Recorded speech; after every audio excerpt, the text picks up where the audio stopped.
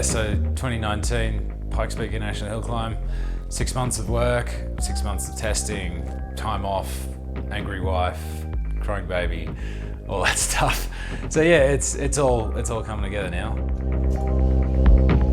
This is our 4th day of practice. You know, I feel all right. It's 5:30 in the morning. It's like, I don't know if anyone feels real good at 5:30 in the morning. The typical day at Pikes Peak is pretty extreme.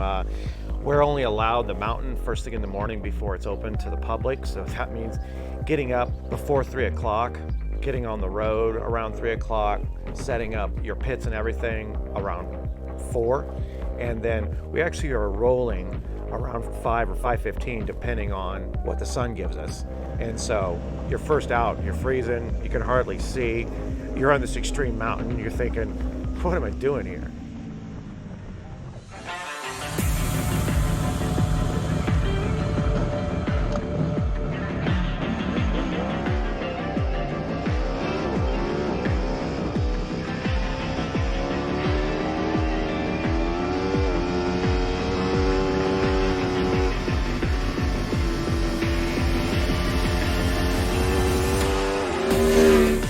Chassis-wise, the bike's been brilliant. Everything that Jeremy Toy does with that bike just gets better and better and better. But I wasn't real pleased with the speed in qualifying. We had a few issues with my riding, with the bike setup, and once you don't have a good feeling, you can get in your own head a little bit, and then that can throw you off in different areas. I'm still not getting the brake entries right. Like I'm braking later and later and later, but I'm still turning into it. And I don't know if it's the safety mechanism in my head kicking in, but like I've got to be so close because I feel like at some corners I'm going to hit the wall. So on Wednesday night, Nicola flew over from Italy, straight from the Aprilia factory, but with him is different mapping. Once that map came in, it's just like, it just unlocked the bike. I felt great.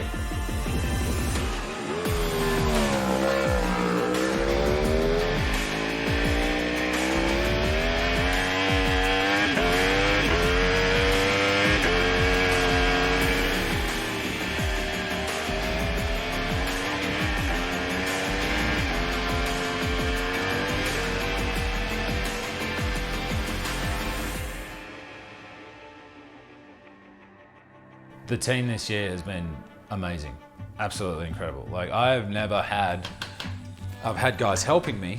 I've had a lot of manufacturer support and that kind of stuff, but I've never had a racing team for me before. It's usually been me and one guy or whatever. I've never had a data guy, a tyre guy, a chassis guy. And also to have the support of Aprilia in Italy as well. I mean, they flew over one of their techs for this race. I mean, I just can't believe that. I was amazed when they said, yeah, he's coming. I'm incredibly privileged to be in this position and get to do this kind of stuff, because it's the kind of stuff most riders dream of. It certainly was when I was a kid. Yeah, honestly speaking, it's amazing to me that we started really the first week of February at Fontana with a completely stock bike, and with just a handful of changes, we've been able to make the bike race ready. The biggest challenge of this whole project has been the learning curve. Me specifically not having any Aprilia background, trimming weight was a little bit more difficult than I expected because the thing's decent to start with. Really what we did was just purge all of the street running gear. That made our base chassis, and then some upgrades with the suspension and a little more intense brakes that we were needed, and some modifications that Rennie had asked for, like a thumb brake.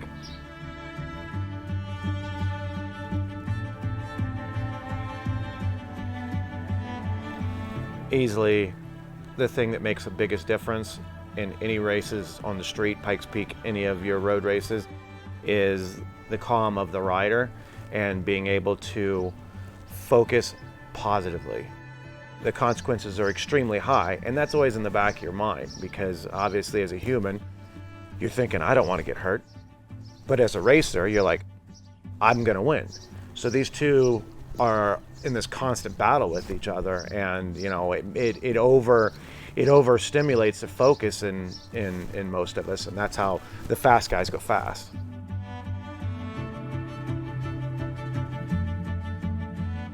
I certainly screwed it big time in 2016, and I just panicked, and I didn't need to panic. I was riding fine. I was in front by a decent margin, and I got in my own head and I made a really dumb mistake, which could have been the last mistake I ever made. I mean, I hit the jackpot in terms of crashing at Pikes Peak. So I'm just trying to remain calm, and I mean, I know the track well. I've done plenty of study. Main thing is just relaxing. It's been an amazing project. I've been so happy to be a part of it. I just keep getting messages of support from people I've never met. Aprilia riders all around the world are really pumped on this whole thing, which has been great. And I'm hugely appreciative of it. So I just want to get out there and just get the business done.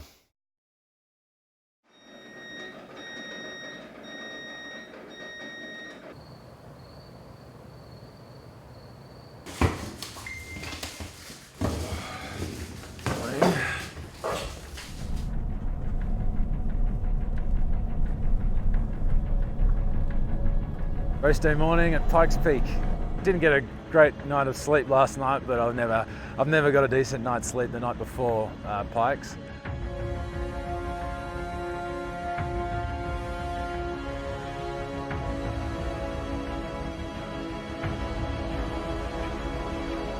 The bike's brilliant. The bike is really, really good. All the changes that we've made throughout the week, they've been the right changes, they've been in the correct direction, and it's an animal, don't get me wrong, but you know, I feel that motorcycles are a little bit like people. You treat them right and they'll treat you right. So this thing's certainly been treated very well, and hopefully it does the same for us this year.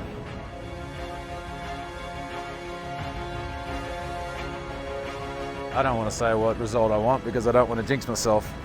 I know what I want, I know what the bike's capable of. I think it's fairly obvious what I'm going for. I just got to ride as fast as I can, and whatever happens, happens. You know, the rest is up to the racing gods, really.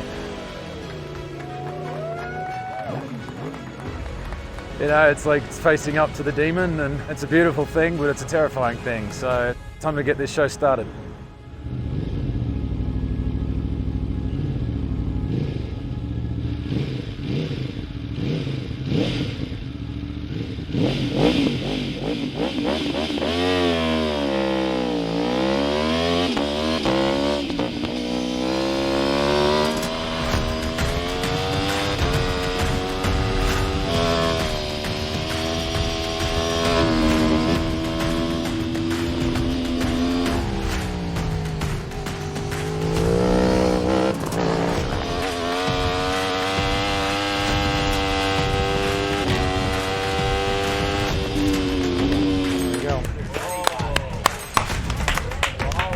First one's in.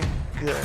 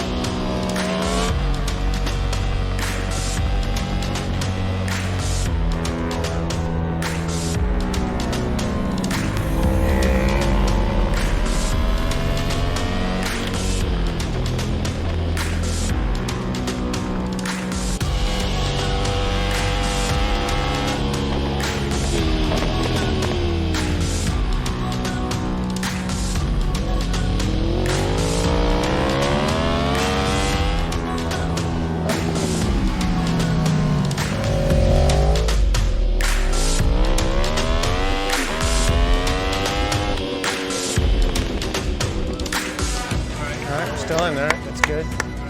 Second half.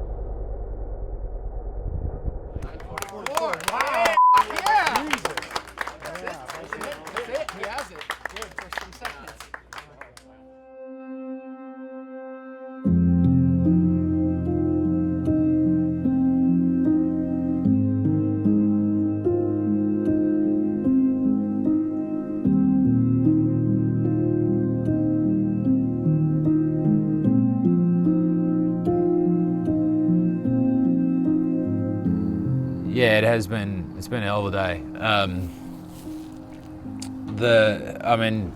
To win the King of the Mountain thing, I gotta say it's pretty hollow.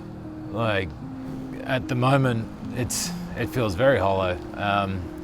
The fastest rider didn't win King of the Mountain this year. Carlin, we were the last two left, as we were last year. We were the last two left, and he beat me last year.